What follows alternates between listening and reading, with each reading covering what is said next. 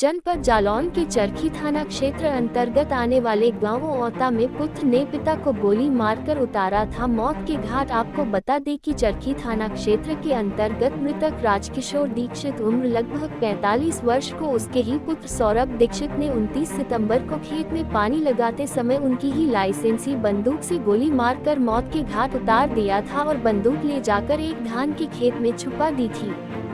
इसके उपरांत पुत्र ने ही अज्ञात लोगों के खिलाफ पिता को गोली मारने का आरोप लगाते हुए थाने में दिया था प्रार्थना पत्र, जिसके आधार पर चरखी थाना पुलिस एवं एसओजी व सर्विलांस टीम ने मुखबिर की सूचना पर मृतक के पुत्र सौरभ दीक्षित को पुलिस ने गिरफ्तार कर पूछताछ की। पुलिस की पूछताछ में पता चला कि पिता पुत्र के बीच आए दिन जमीन मकान को लेकर झगड़ा होता रहता था। इसी से नाराज पुत्र ने मौका पाकर पिता को उनकी ही लाइसेंसी बंदूक से गोली मार मौत के घाट उतार दिया था।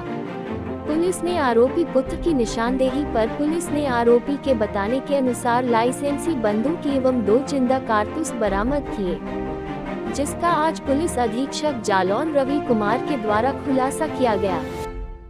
देखिए, जैसा कि आप सभी जानते हैं, ये 29 और 30 सितंबर के रात्रि के समय ये घटना हुई थी, जिसमें राजकिशोर दीक्षित जो कि ग्राम औता के रहने वाले थे, उनकी खेतों में डेड बॉडी मिली थी, जिसमें पीठ में गोली के निशान थे और घटनास्थल का मेरे द्वारा निरीक्षण किया गया था। और यह खेतों के बीचों बीच में ट्यूबवेल के पास में उनकी एक खाट पड़ी हुई थी, वहीं पे बगल में उनकी डेड बॉडी पड़ी हुई थी, पीठ में गोली के निशान थे।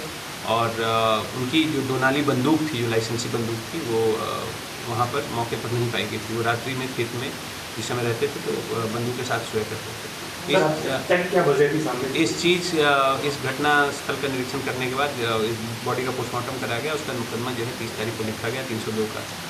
और बाद में जब इसमें विवेचना प्रारंभ हुई, अज्ञात के खिलाफ मुकदमा लिखा गया था और सभी इसमें एंगल्स की छानबीन की जा रही थी, विवेचना की जा रही थी। और जब इस घटना का खुलासा हुआ है, सर्विलांस और एसओजी की टीम ने इस पर अपेक्षा गुड वर्क किया है, तो ये निकला है कि उनका जो इकलौता लड़का सौरभ दीक्षित ही है, वो और उसके पिता में के मध्य विवाद रहता था। संभवतः उसके पिता इसको धमकी देते रहते थे कि तुम्हारी सारी प्रॉपर्टी बेच के तुमको घर से निकाल देंगे और एक भी पैसा नहीं देंगे, और इस तरह से और अन्य भी विवाद थे इसके पीछे में। तो इन विवादों से वो परेशान रहता था। इसके पहले इसने शायद एक बार जो है जहर भी खा के सुसाइड करने की कोशिश की थी। उसके बाद में भी इनका विवाद रुका नहीं और लड़ाई झगड़े बढ़ते गए। तो उसने उस दिन रात 29 और 30 की रात्रि में पानी देने के बहाने दोबारा आया और वहाँ पे ट्यूबवेल पे, और जिस समय इसके पिता शौच के लिए बैठे हुए थे, उसी समय इसने 2 नाली बंदूक उठाई और पीठ में सटा के गोली मार दी। और उसके बाद भागते हुए इसने प्रताप के धान के खेत है, धान के खेतों के बीच में जाके इसने रास्ते में बंदूक छिपा दी थी, जो आज जो है जब इसकी गिरफ्तारी हुई है उसके बाद इसकी निशानदेही पे वो बरामद भी कर लिया गया है बंदूक को।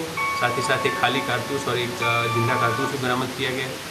और अभी इसकी गिरफ्तारी कर इस घटना का अनावरण किया जा रहा है और इसको जेल भेजते हुए आगे की विधिक कार्रवाई की। सर, जो बंदूक बरामद हुई है वो किसकी है? पिता की है या पुत्र के नाम?